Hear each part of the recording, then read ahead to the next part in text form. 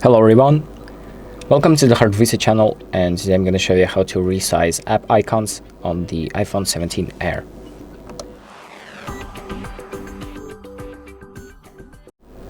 So on iOS, you have an option to make the icons larger so they lose this text but they become larger.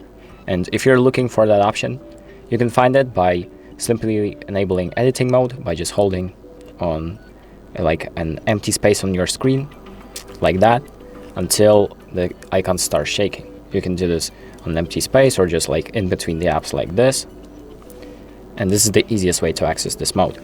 Then we're going to press edit on the top left, select customize, and then press this little like icon on the right. Boom, and there we go.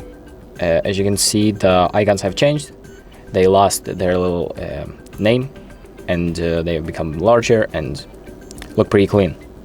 And if you want to disable that option, you just go back to the edit mode, press edit, customize, and tap this button again. So there we go. And that's how you do it. Thank you for watching.